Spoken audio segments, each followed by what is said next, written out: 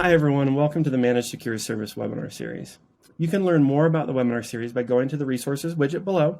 If you click on that link, it'll take you to the registration page. The Managed Secure and Service webinar series is a monthly webinar series, and we discuss empower employee mobility, improving user and IT productivity, and minimizing risk. There's a broad set of topics, and it is a monthly webinar series, so please keep coming back to the registration page and see what we have every single month and what's next. So today we're going to talk about the secret elements that accelerate risk-based patch management. And our product manager today is Sam Schwittenberg. And Sam, as I mentioned, she's a product manager. She focuses on security controls and patch management solutions here at Ivanti, supporting customer-centric product discovery, prioritization, roadmap development, and whatnot. And Sam's been with us for a few years here at Ivanti, and we're lucky to have her. So that being said, enough from me. Let's go ahead and turn it over to Sam. Thanks. Enjoy the webinar. Hi everyone, I'm Sam Schwittenberg, Product Manager for Security Products at Ivanti. Today we're going to talk about 3 secret elements to help accelerate risk-based patch management for your organization. I'm going to talk about how IT teams can improve the outcomes of patch management with speed out the gate, targeted precision, and being steps ahead by analyzing the moves of the adversary. Recently at Ivanti, we did a patch management survey, and so part of that survey, I want to share some of our key takeaways that we heard from our respondents. So 71% of respondents said that patching is overly complex and time-consuming, and 45% of respondents said the lack of time to respond to threats was a challenge in the past 12 months. So these results that we found with our internal survey are consistent with what we're hearing from customers, what we're seeing out in the market. That intersection of complexity and lack of time to respond, especially in today's ever-changing threat landscape, are an increasing challenge for IT teams. And risk-based patch management is focused on impact and threat context. It's going to provide a way to use patch and vulnerability remediation to address threats proactively for your environment. So today we're going to talk about 3 secret elements to focus on to help tackle the challenge of complexity and lack of time in today's ever-evolving threat landscape. We're going to talk about how to gain speed out the gate with patch automation and reliability, how to achieve targeted precision through risk-based prioritization, and how to be steps ahead of the adversary by really looking at continuous intelligence and assessing the risk rating associated to vulnerabilities in your environment. So as we look at these 3 secret elements, again, I want to pull in some of that survey insight that we've got here at Ivanti. 19% of survey respondents said that issue resolution for failed patches was a challenge. So not only do you not have enough time to run your patch management cycles in today's ever-changing threat landscape, but as you've got deployments out and running into those failed patches is a key cause of concern and a key challenge for IT teams today.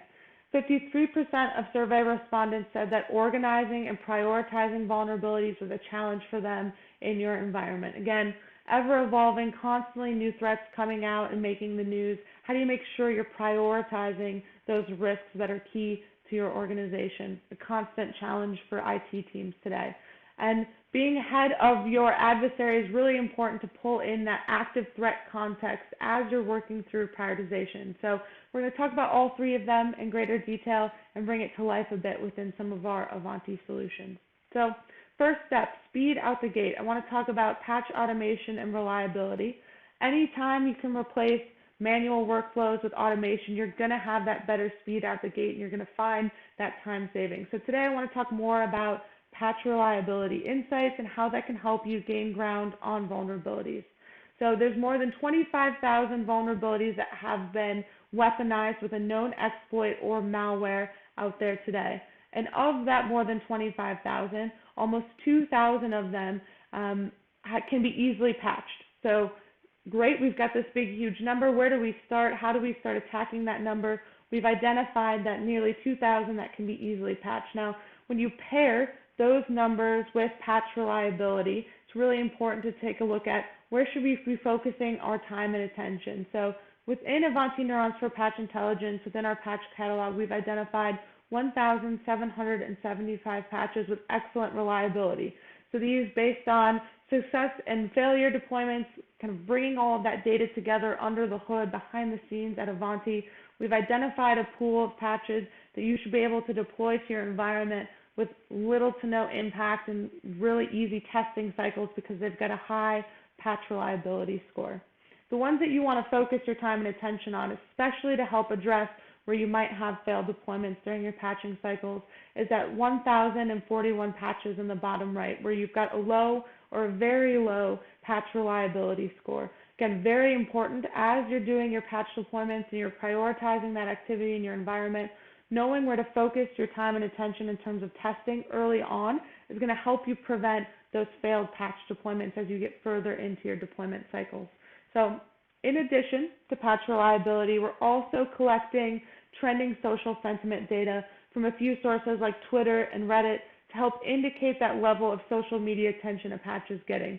So while success and failure of a patch is really important from a patch reliability perspective, we're also pooling that social sentiment data so you can get an idea of what your peers are saying all in one unified solution in one space. So how do you speed up that time out of the gate? How do you reduce that chance of having failed patch deployments?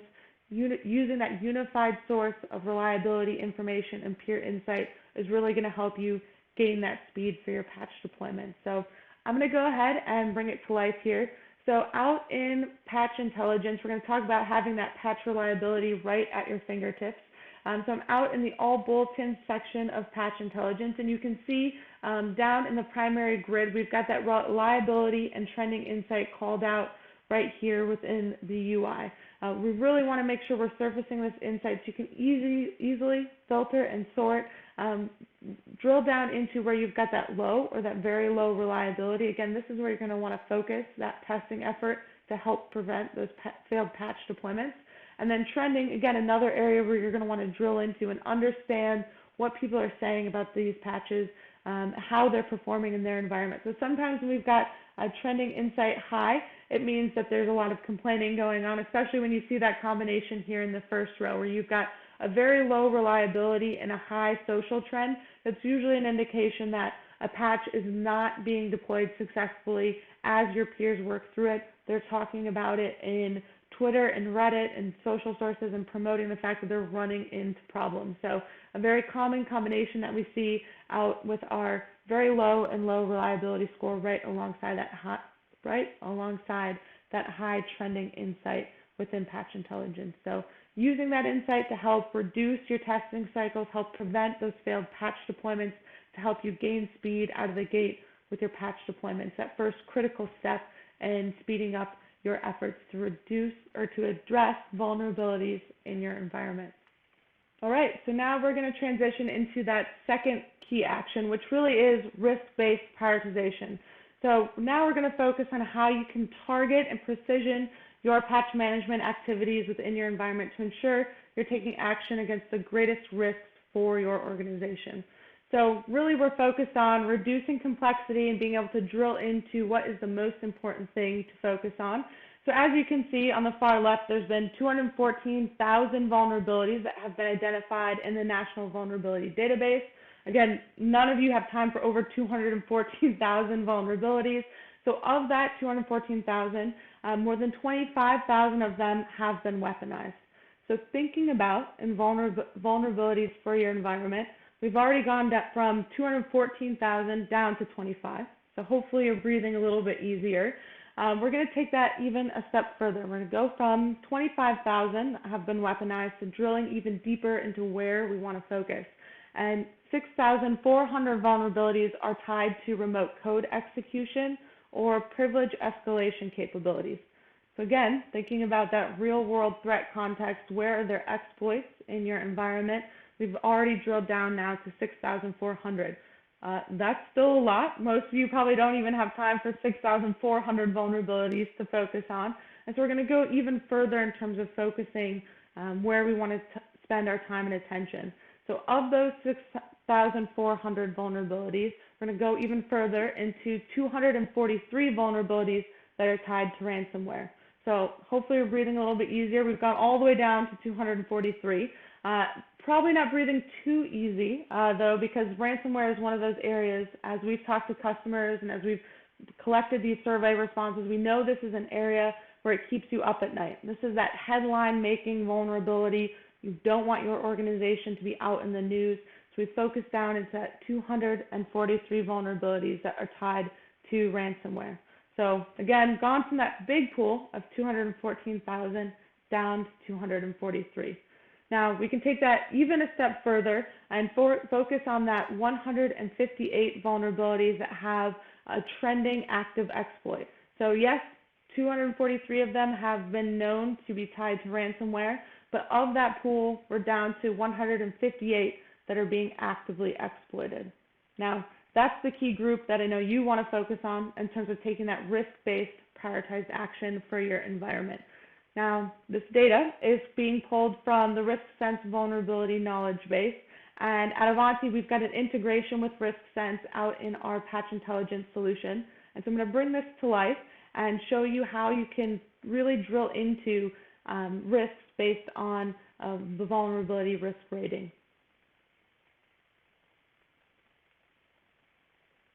So we're back out in Patch Intelligence, this time in the My Environment tab. So this pool of data is specific to you and your environment. And we want to focus on those patches that are tied to vulnerabilities and exploits, especially where you've got your unpatched devices in your environment. So there's two key areas that I want to call out as we think about taking that risk-based prioritized action for your environment. The first one being in this interactive dashboard along the top. On the far right, you can see we're surfacing up where we've identified vulnerabilities and exploits for your environment. So we want to make it quick and easy to drill in, take that risk-based prioritized action. You can do that really easily by interacting with the chart on the far right. On the grid down below, you can see highlighted that we've got the vulnerability risk rating group. Again, really want to make sure you're focused on where you've got that real-world threat. And the vulnerability risk rating is one area where you can really drill into that data and understand where you've got critical exploits for your environment. So with that, I'm going to take the next second. We're going to jump in and talk about how CVSS compares to VRR. Now, a lot of abbreviations. So the Common Vulnerability Scoring System, or the CVSS score, I know that's going to sound very familiar to a lot of you on the call. It's very much that standard measure for threat insight that's being used out in the patch management space today. The vulnerability risk rating, or VRR, is probably going to feel a little bit newer to most of you out in the audience today. And again, we're pulling in the vulnerability risk rating, or VRR, through that integration with RiskSense. And there's a few key points that I want to illustrate when comparing the CVSS score to the vulnerability risk rating. So you can see the CVSS scores in blue in this chart. They tend to trend towards that high and critical end of the spectrum. You can see most of the kind of spread of scores tends to fall towards the high end.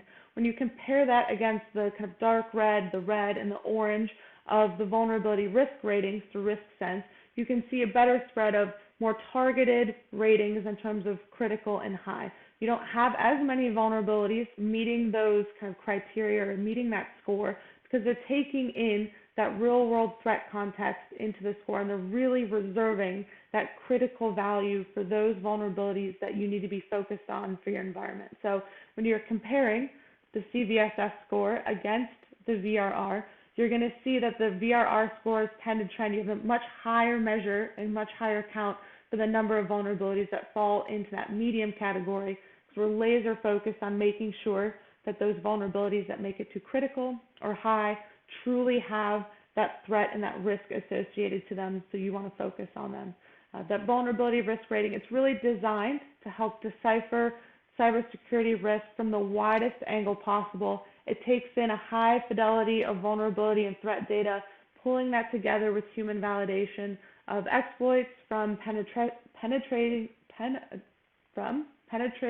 testing teams, and pulling in that unified kind of really robust measure for risk out for your environment. So CVSS is actually one of many measures that are included in the vulnerability risk rating, but wanted to make sure that we illustrated how CVSS and VRR compared to each other, and how vulnerability risk rating can really make sure you're taking that risk-based prioritized action, and you're truly focused on those criticals that include real-world context and real-world threat for your environment.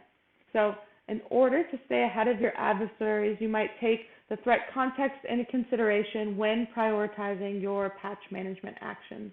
And I'm going to jump over, and we're going to talk about that active threat context, that vulnerability risk rating, and some of the insights that we have available out in Ivanti Neurons for Patch Intelligence. So I've been out in Ivanti Neurons for Patch Intelligence, and I've identified this patch as one that I want to investigate further for my environment. I'm out in the CVE tab, and so you can see we've got the detailed grid in that bottom half of the page, and you can see the VRR, vulnerability risk sense rating, that group score. So again, critical at the top of the list. It's going to translate to that numeric value of 10, and you can directly compare that to the CVSS score as well in this grid. So helpful to see all those measures side by side. But we want to take it a step further and really focus on, from a risk perspective, making sure we're tackling those greatest risks for your environment. So you can see on the far right, we've got the exploits and the malware column. That top CVE associated to this patch has been identified as having a privilege escalation and ransomware exploit tied to it. This is one you're absolutely going to want to tackle for your environment first. It makes it to that top of that list in terms of risk-based prioritized action, pulling in that threat context into your activities for your environment. Hugely critical in terms of that third step for speeding up your patch management activities in your environment. Throughout the presentation today, you've heard me show glimpses of Ivanti Neurons for Patch Intelligence. This is our first step at bringing our patch expertise into the Ivanti Neurons platform. And really what it does is it helps you remediate vulnerabilities that are linked to ransomware. You've seen some of those insights called out within the demos and the UIs. Really helps you prioritize those vulnerabilities that are being actively targeted by cyber adversaries as well. Again, great that you've got so many things out there with the CVSS score of critical and high, but how you drill in further and really make sure you're tackling the most important things for your environment, really remediating that real world actively exploited risk so you can sleep better at night. Hugely important that you understand where those cyber adversaries, where that trending insight is in your environment. And we want to make sure you're focusing on what matters the most. Again, that risk-based prioritized action is going to help you with that, and it's going to help improve those operational efficiencies as well. We talked at the top of the presentation about how so many of you are running into time spent on failed patch deployments. Being able to understand that reliability, making sure you're taking that risk-based prioritized action helps improve that operational efficiency across IT teams. So Patch Intelligence was just our first step at adding our patch expertise to Ivanti Neurons. We are also developing Ivanti Neurons for risk-based patch management. So this is going to expand those patch capabilities in Ivanti Neurons to include full patch management capabilities. So for those of you that are looking for a cloud-native patching solution with a web interface, with that vulnerability insight like we've been talking about throughout this presentation, this is really going to help you take that risk-based prioritized action and have a view into your environment within a cloud-native patching solution. It's going to help reduce that network impact and improve performance for your patch deployments through the peer-to-peer download capability that this solution has. And it's going to help you see your full environment through one single pane of glass. So you'll be able to see your cloud-managed endpoints right alongside your on-prem managed endpoints. So for those of you using some of our existing on-prem Ivanti solutions like security controls or endpoint manager, you'll be able to see those endpoints right alongside the ones that you are managing with Ivanti Neurons to a single pane of glass experience. Again, bringing that data together, bringing that threat context together and that risk context together to help you speed up your patch management actions in your environment, making sure you're taking that risk-based prioritized action. So today we talked about 3 key takeaways, secrets to help accelerate that action and that patch management activity in your environment. We hear you loud and clear. So many of you are in that intersection of complexity and lack of time. In today's ever-evolving threat landscape, risk-based patch management is going to help you focus on impact and threat context. It provides a way to use patch management and vulnerability remediation to address threats proactively. Again, hopefully helping you sleep better at night and bringing your teams together to make sure you're tackling the most important vulnerabilities for your environment. So we talked about accelerating action through patch reliability to help gain that speed out the gate, risk-based prioritization for that targeted precision, and then that active threat context to help stay steps ahead of the adversaries that we're all up against day to day. And with that, I want to thank you for taking the time and allowing Ivanti to join your team today. Really appreciate it. Thank you, Sam, and hopefully everyone enjoyed today's webinar. And that concludes today's webinar. And as a reminder, you can go ahead and click on the widget below, and you can go to the registration page and take a look at the next upcoming tracks that we have and upcoming sessions that we have per track. So within the security track, our next session is going to be ransomware research update, and we're going to be talking about trends and types of vulnerabilities that ransomware families leverage. Sounds really interesting and intriguing. I didn't know anything about ransomware families until I had to look that up, and it almost looked a lot like my in-laws. So enjoy that webinar, please. And then also on 1019, our service and asset management track, we have a strategic portfolio and value stream management session that's upcoming, and really how we're talking about how that supports DevOps, ITSM, and much more. So that being said, we're going to go ahead and end today's session. We really appreciate everyone joining today, and we will see you next time. Thanks, everyone. Have a great day.